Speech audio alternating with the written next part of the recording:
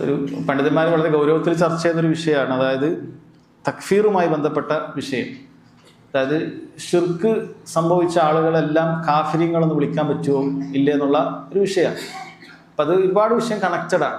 അതായത് ദീനിൽ മറ്റ് അബദ്ധങ്ങൾക്ക് ഒഴികഴിവ്, ഒരാൾക്ക് അറിവില്ലായ്മ ഒഴികഴിവായി മാറുമോ? ബിൽ ജഹൽ ഉള്ളതുപോലെ മറ്റ് വിഷയങ്ങൾക്കൊക്കെ ഒഴികഴിവുള്ളതുപോലെ ഷിർക്കിന്റെ വിഷയത്തിൽ ഉണ്ടോ ഇല്ലേ എന്നുള്ളതിൽ അഭിപ്രായ വ്യത്യാസം പണ്ഡിതന്മാർക്കിടയിലുണ്ട്. ചില ആൾ പറഞ്ഞു ഷിർക്കിന്റെ വിഷയത്തിലില്ല. പ്രത്യേകിച്ചും തൗഹീദൊക്കെ പ്രചരിച്ചൊരു നാട്ടിലാണെങ്കിൽ ഒരാൾക്ക് ഷിർക്ക് സംഭവിച്ച ഉടനെ കാഫറായി പരിഗണിക്കണം എന്ന് പറഞ്ഞ പണ്ഡിതന്മാരുണ്ട്. എന്ന് വേറെ ചിലർ പറഞ്ഞു അല്ല, അവൻ കാഫറാണ്, അസ്ലി മുസ്ലിമാണ്, ഒരാൾ അസ്ലി മുസ്ലിമാണ്. പക്ഷേ ഈ ഷിർക്ക് സംഭവിച്ചത് അവൻ അറിവില്ലായ്മ കൊണ്ട്, ചിലപ്പോൾ തൗഹീദാന്ന് വിചാരിച്ചിട്ട് ഷിർക്ക് ചെയ്യുന്നതായിരിക്കും. ഇതാണ് ചെയ്യേണ്ടത്, ഇതൊക്കെ ജീവിതത്തിൽ പകർത്തേണ്ട കാര്യമാണ്, ഇത് സുന്നത്താണ്, അങ്ങനെയൊക്കെ തെറ്റിദ്ധാരണ കൊണ്ട് ചെയ്യുന്നതായിരിക്കും. ഖബറിന്റെ അടുക്കൽ പോകുന്ന ഇങ്ങനെ പോയാലാണ് കൂടുതൽ, അങ്ങനെ തെറ്റിദ്ധാരണകൾ ചിലപ്പോൾ അയാൾക്ക് ഉണ്ടാവും, അങ്ങനെ ഉണ്ടായേക്കാം. അപ്പൊ അതുകൊണ്ട് അങ്ങനെയുള്ള ആളുകളെ നമ്മൾ ഒറ്റയടിക്ക് നമ്മൾ കാഫറാന്ന് പറഞ്ഞു. അള്ളാഹിന്റെ അടുത്തൊരു ഹുക്കുമുണ്ട്, നമ്മൾ പ്രത്യേകം മനസ്സിലാക്കണം. അള്ളാഹു സുബ്ഹാനഹു വ തആലക്ക് അവന്റെ ഉള്ളും പുറമൊക്കെ നന്നായിട്ട് അറിയാം. അള്ളാഹ്ക്ക് അറിയാം. അള്ളാഹിന്റെ അടുക്കൽ മുസ്ലിമോ കാഫറോ മൂന്നാമതില്ല. അള്ളാഹിന്റെ അടുത്തൊരു വിധി അവൻ്റെ അടുത്ത് എന്തായാലും. പക്ഷെ നമ്മളെ സംബന്ധിച്ചിടത്തോളം അവൻ കാഫറാണ് എന്ന് പറയാൻ എന്ത് ചെയ്യേണ്ടതില്ല, നമ്മൾ നിൽക്കേണ്ടതില്ല. കാരണം അവനെ ആ ഹുജ്ജത്ത് കൃത്യമായി എത്തിയിട്ടുണ്ടോ, അവൻ കാഫർ ആവാതിരിക്കാനുള്ള വല്ല മവാനിയകൾ ഉണ്ടോ, ഷുറൂത്തുകൾ മവാനികളൊക്കെ വെക്കുക എന്നുള്ളതാണ്. അപ്പം പണ്ഡിതന്മാർ വളരെ വിശാലമായി ചർച്ച ചെയ്തിട്ടുള്ള ഒരു വിഷയമാണ്. അങ്ങനെ ഒരു ഭാഗം മുഴുവൻ കാഫിര്യങ്ങളാണ് എന്ന് പറയേണ്ടതില്ല എന്ന് പണ്ഡിതന്മാർ ഏതാണ്ട് ഏകോപിച്ചിട്ടുള്ള കാര്യമാണ്. ഇപ്പം ഇവിടെ ചില ആളുകൾ ഇങ്ങനെ ഇവിടെയുള്ള സമസ്ത നമുക്കറിയാം, ഇരു സമസ്തകളും എന്ത് ചെയ്യുന്ന ആൾക്കാരാണ്, ഷിർക്ക് ചെയ്യുന്ന ആൾക്കാർ, ഷിർക്കിന്റെ പ്രചാരകരാണ്, യാതൊരു സംശയവുമില്ല. ഷിർക്ക് ചെയ്യാൻ മാത്രമല്ല അത് പ്രചരിപ്പിക്കുന്ന ആൾക്കാരാണ്, അതിനുവേണ്ടി തെളിവുകൾ പരതി പ്രസംഗിക്കുകയും സംവദിക്കുകയൊക്കെ ചെയ്യുന്ന ആൾക്കാരാണ്. അപ്പൊ അവർ ദ്വലാലത്തിന്റെ കക്ഷികളാണെന്നുള്ളതിൽ ഒരു സംശയമില്ല, തർക്കം അതിലൊരാൾക്ക് ഉണ്ടാകാൻ പാടില്ല. ദ്വലാലത്തിന്റെ ബിദ്അത്തിന്റെ കക്ഷികളാണെന്നുള്ളത് സംശയം ഒരാൾക്ക് ഉണ്ടാകാൻ പാടില്ല. അഹ്ലുസുന്നയായിട്ട് ഒരു ബന്ധവും അവർക്കില്ല. പക്ഷേ ആ ഗ്രൂപ്പിലേക്കുള്ള മുഴുവൻ ആളുകളും കാഫിര്യങ്ങളാണ് എന്ന് നമുക്ക് പറയാൻ അവകാശമില്ല. പണ്ഡിതന്മാരിൽ ഒരാളും അങ്ങനെ ചെയ്യുന്നതായിട്ട് കണ്ടിട്ടില്ല.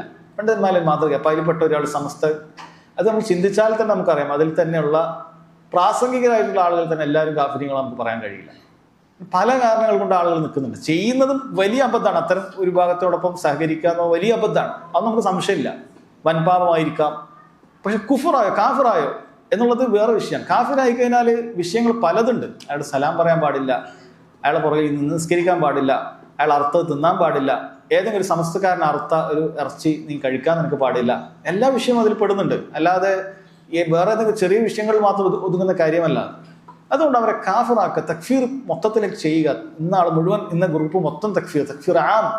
പണ്ഡിതന്മാരത് എതിർക്കുന്ന കാര്യമാണ്. അത് പൊതുവിൽ ഖവാരിജികൾക്ക് ഉണ്ടായിട്ടുള്ള ഒരു രീതിയാണത്. മൊത്തത്തിലൊരു ഭാഗത്തെ മുഴുവൻ കാഫിര്യങ്ങളാണ് എന്ന് പറയുക. നമ്മൾ ചിന്തിക്കേണ്ട കാര്യം നേരത്തെ പിന്നെയും പറഞ്ഞ പോലെ സലാമായ നമുക്ക് ഉപകരിക്കുന്ന കാര്യം ചെയ്യാം. നമുക്ക് ചെയ്യാനുള്ള പണി എന്താണ്? ഇവിടെ ഇങ്ങനെ തക്ഫീർ ചെയ്ത് വെറുതെ ഉണ്ടാതിരുന്നാൽ മതി. ഈ ഷിർക്ക് പ്രചരിക്കുമ്പോൾ ഷിർക്കിനെതിരെ നന്നായി സംസാരിക്കുക, തൗഹീദ് പ്രചരിപ്പിക്കുക, അങ്ങനെ ആളുകളെ ഹിദായത്തിന്റെ മാർഗത്തിലേക്ക് എത്തിക്കാനുള്ള പണിയെടുക്കുക. ഇതാണ് പണ്ഡിതന്മാർ, ഇതാണ് നമ്മൾ ചെയ്യേണ്ടത്. അല്ലാതെ അവിടെ ഇരുന്നിട്ട് ഇങ്ങനെ ഇവരെല്ലാവരും കാഫിറ എന്ന് പറയുന്നത് കൊണ്ട് ഒരു കാര്യമില്ല. ഇനിയിപ്പോൾ ആണെങ്കിൽ തന്നെ ഇവരിൽ ചില റൂസുകളായിട്ടുള്ള ആളുകൾ കാഫിറാണ് എന്ന് പറഞ്ഞാൽ തന്നെ അത് പറയുന്നതിനൊരു മസ്ലഹത്തില്ലേ? ഇന്ന ആൾക്കാരൊക്കെ കാഫിറാണെന്ന് എല്ലാ സ്ഥലത്തും പോയി പറയേണ്ടതായ രീതിയുണ്ടോ? പണ്ഡിതന്മാർ അങ്ങനെ സ്വീകരിച്ചിട്ടുണ്ടോ? പല പണ്ഡിതന്മാരും അത് സ്വീകരിക്കുന്നില്ല. കാരണം അതങ്ങനെ ചെയ്യുന്നത് കൊണ്ടുണ്ടാകുന്ന ഫസാദാണ് കൂടുതലെങ്കിൽ അതങ്ങനെ എടുത്തു പറയുക, അങ്ങനെ അത് ചെയ്യേണ്ട ആവശ്യമില്ല. എന്നെ ചെയ്യുന്നത് കൊണ്ട് എന്താണ്? അള്ളാഹു സുബ്ഹാനഹു വ തആല നിന്നെ ഇവിടെയുള്ള ഓരോരുത്തരെയും കാഫിറാക്കാൻ ഏൽപ്പിച്ചിട്ടൊന്നുമില്ലല്ലോ. അങ്ങനെയാണെങ്കിൽ നമ്മൾ പേടിക്കണം. അള്ളാഹ് ഞാൻ ഇങ്ങനെ തമസ്തെ കാഫിറാക്കാത്തതുകൊണ്ട് അള്ളാഹ് എന്നെ പിടിക്കുമോ? അങ്ങനെ ഒരു സംഭവം നിന്നെ ഏൽപ്പിച്ചിട്ടില്ല അള്ളാഹു സുബ്ഹാനഹു വ തആല. അള്ളാഹു അത് അറിവുള്ളവരെ മാത്രം ഏൽപ്പിച്ച കാര്യമാണ്. അപ്പൊ അറിവുള്ളവരെ ഏൽപ്പിച്ച കാര്യം നീ വെറുതെ ഏറ്റെടുത്തിട്ട് അബദ്ധം പിണയേണ്ട ആവശ്യമില്ല. നിന്നോട് ചെയ്യാൻ പറഞ്ഞ പണി നീ ചെയ്താൽ മതി. ഓരോരുത്തരും അവനവന്റെ പണി ഏറ്റെടുത്താൽ തന്നെ ഫിത്തനകളും കുഴപ്പങ്ങളൊക്കെ ഇല്ലാതായി ചെയ്യും. അവന്റെ പണി ഏറ്റെടുക്കാതെ മറ്റുള്ള ആളുകളുടെ പണികളൊക്കെ പണ്ഡിതന്മാരുടെ പണി ഏറ്റെടുത്തിട്ട് അത് ഒരാൾ സംസാരിക്കാനും അതിൽ അഭിപ്രായം പറയാനും തുടങ്ങിയാൽ കുഴപ്പങ്ങളും അതിന്റെ പേര്. എന്നിട്ടോ ഇതവിടെ തീരുന്നില്ല. ഇത് ഇങ്ങനെ പണ്ഡിതന്മാർ പറഞ്ഞതിന്റെ അടിസ്ഥാനത്തിൽ മാത്രം, തെളിവുകളുടെ അടിസ്ഥാനത്തിൽ മാത്രം അങ്ങനെ തക്ഫീർ ചെയ്യാൻ പാടില്ല എന്ന് പറയുന്ന ആളുകളെ പോലും നിങ്ങൾ മുർജിയാക്കളാണ്. അത് നിങ്ങളെ മുർജിയാക്കൾ എന്ന് പറഞ്ഞാൽ ആരാണ്? എന്ത് ചെയ്താൽ അമൽ എന്ത് ചെയ്താൽ ഈമാൻ ഒരു മാറ്റം ഉണ്ടാവില്ല എന്ന് പറഞ്ഞാൽ അഹ്ലു സുന്നത്തിന്റെ ദലാലത്തിന്റെ ആളുകളെ മുർജിയാക്കൾ എന്ന് പറയുന്നത്. ഈമാനിലെ അമലിന് യാതൊരു സ്വാധീനമില്ല.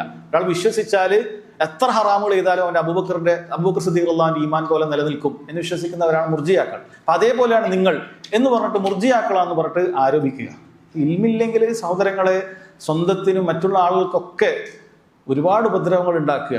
അത് വലിയ അപകടമാണ്. അത് ഒരിക്കലും പണ്ഡിതന്മാർ പറയാറില്ല. കാരണം പണ്ഡിതന്മാർക്കിടയിൽ തന്നെ ഈ വിഷയത്തിൽ അഭിപ്രായ വ്യത്യാസം ഉണ്ടാകുമ്പോൾ ഒരു മറ്റേ പണ്ഡിതനെ സ്വീകരിച്ചു എന്നുള്ള കാരണത്താൽ മുർജി ഒരാളും ആക്കിയിട്ടില്ല. ഷെയ്ഖ് അൽബാനി റഹിമഹുള്ള അദ്ദേഹം ഉദുറുൽ ജഹൽ കൊടുക്കുന്ന ആളാണ്.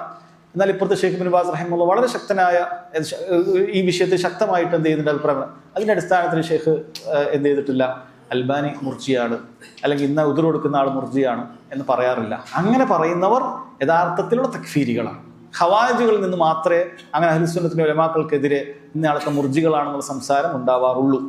അത് വളരെ ഗൗരവത്തിലുള്ള ഒരു കാര്യമായിട്ട് മനസ്സിലാക്കണം.